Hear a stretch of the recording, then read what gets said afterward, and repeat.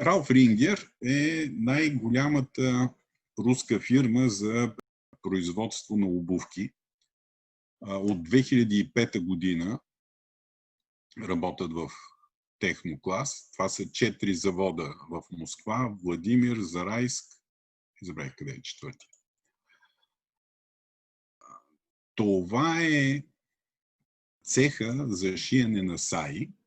Значи има транспортна лента, от двете страни стоят шевни машини, има диспетчер в началото на лентата, който изпраща кутии до съответния работник с детайли за 10 шифта обувки и маршрутен лист, през какви операции трябва да минат тези детайли.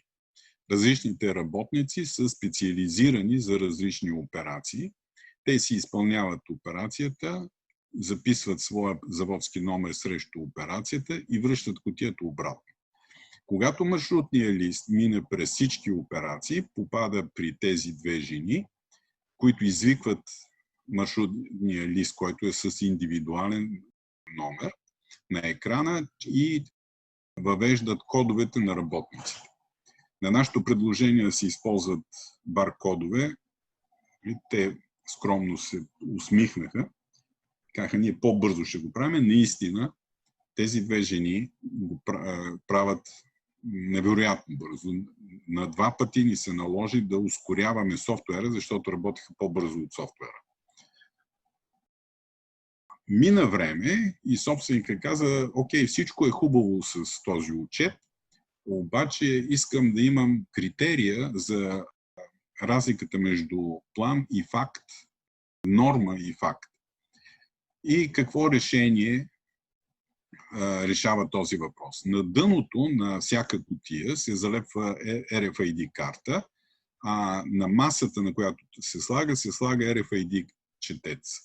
Когато дойде кутията, поставяйки я на масата, четеца прочита картата и отбелязва, че тази кутия се намира на това работно място и е известно кои операции трябва да бъдат изпълнени.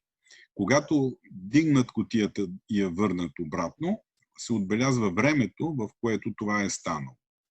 По този начин работата и на тези две жени отпадна и ефекта от това внедряване е 8% повишаване производителността на труда.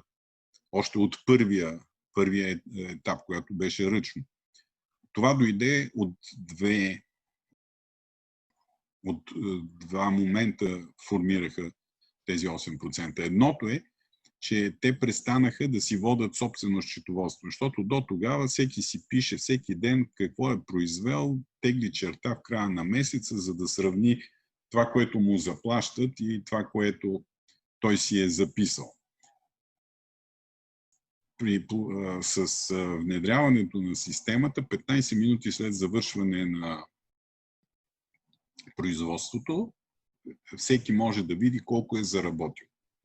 Това пък им даде тази обратна връзка, мотивира хората да управляват своята производителност, да управляват времето, което инвестират в работа и това повиши производителността на цеха с 8%. Учитайки, че са 150 човека в този цех, 8%, това означава все едно, че са назначени допълнително 10 човека. Флавия Пловдив, това е първото предприятие, в което Техноклас започна да управлява обувно производство. Тази жена, която гледа така изплашено, това е една от диспетчерките на завода.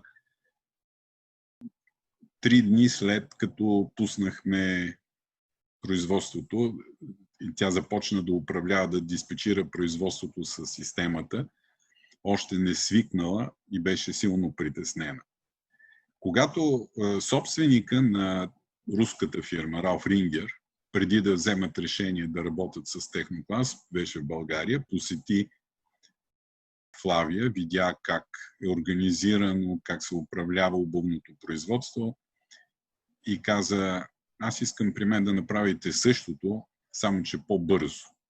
Не говориме за разликата в мащаба, между двете предприятия. Крис Фешън Ловеч, производство на трикотаж. В този проект интересното е, че един и същи цвят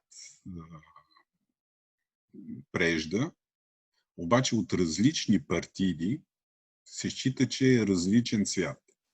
И е недопустимо в едно изделие да има прежда, макар и от един цвят, но от две различни партиди. И това трябва да се управлява. Тоест, пускайки една партида в производство, заделянето на материали на прежда именно само от една партида, недопускането да се смесват партиди на материалите.